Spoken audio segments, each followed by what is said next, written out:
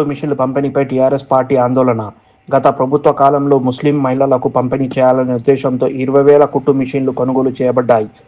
ప్రతి కాన్స్టిట్యుయెన్సీకి 100 నుండి 200 వరకు లబ్ధిదారులను ఎంపిక చేశారు. అయితే ఆ సమయంలో ఎన్నికల నియమావళి, ఎలక్షన్ కోడ్ అమల్లోకి రావడంతో కుట్టు మిషన్లు మహిళలకు ఇవ్వలేకపోయారు.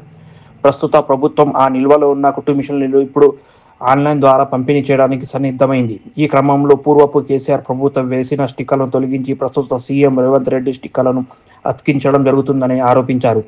ఈ సందర్భంగా ఉమ్మడి Warangal TRS party minority president MA Nayeemuddin మాట్లాడుతూ, గతంలో ఎంపికైన లబ్ధిదారులకు ముందుగా కుట్టు మిషన్లు ఇవ్వకపోతే వారిని పక్కన పెట్టి కొత్త వారికి ఇవ్వాలని ప్రభుత్వం ప్రయత్నిస్తే టీఆర్ఎస్ పార్టీ మైనార్టీ తరఫున తీవ్ర నిరసన చేపడుతుంది.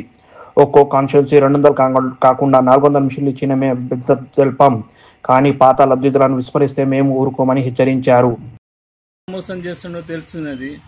7,000 కుట్టు మిషన్ను కేసీఆర్ గారి స్టిక్కర్ ఉన్న మిషన్నే తీసేసి రేవంత్ రెడ్డి స్టిక్కర్ వేసి అదైతే ఎవరైతే లబ్ధిదారులు వాళ్ళకి ఇవ్వకుండా మోసం చేసి మళ్ళీ కొత్త నాటకాలు ఆడుతున్నారు రేవంత్ రెడ్డి. చూడండి రేవంత్ రెడ్డి గారు ఎట్లా చేస్తున్నారు, ఏంటిది, మైనార్టీలపై ఎంత శ్రద్ధ ఉంది.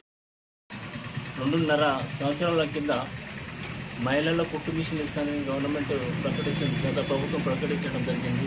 దాని ద్వారా కాన్స్టిట్యున్సీకి 200, 300 కుట్టు మిషన్లు పంపిణీ చేయడం జరిగింది. లబ్ధిదారులను కూడా పంపిణీ చేయడం జరిగింది. చేసిన తర్వాత ఎలక్షన్ కోడ్ వచ్చిందని దాని గురించి ఆపడం జరిగింది. ఆపిన తర్వాత మళ్ళీ ఈరోజు కాంగ్రెస్ ప్రభుత్వం అనేది ఒక ఆన్లైన్ సిస్టమ్ పెట్టి ఆన్లైన్లో వచ్చిన వాళ్ళకి ఇస్తానని చెప్పడం జరుగుతుంది. అప్పుడే 100 నర్సంపేట కాన్స్టిట్యున్సీలో 100 కుట్టు మిషన్లు రావడం జరిగింది. వరంగల్ కాన్స్టిట్యున్సీ 200 కాన్స్టిట్యున్సీలో 200 రావడం జరిగింది. వాళ్ళందరూ అప్లై చేసుకున్నారు, ఆన్లైన్ ద్వారా చేసుకొని అప్పుడు ఆన్లైన్లో లబ్ధిదారులు మైనార్టీ కార్పొరేషన్ వాళ్ళు లబ్ధిదారులను ఎంపిక చేయడం జరిగింది. ఒక్కొక్క మహిళకు సుమారు 1000 రూపాయలు ఖర్చు చేయడం జరిగింది. దాని తర్వాత ఎలక్షన్ కోడ్ వచ్చిందని 2 సంవత్సరాలు కాలాపన చేస్తూ దాన్ని అట్లనే ఉంచడం జరిగింది.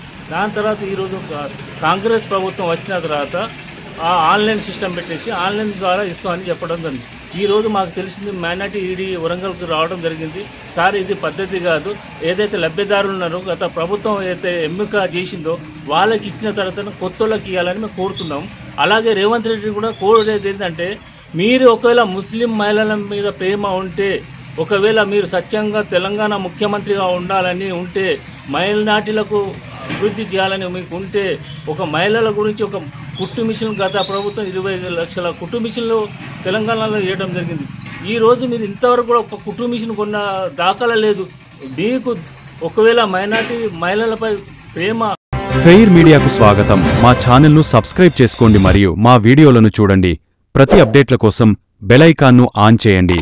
మేము నిజమైన మరియు ఫెయిర్ వార్తలు మరియు రాజకీయ అప్డేట్లను అందిస్తాము.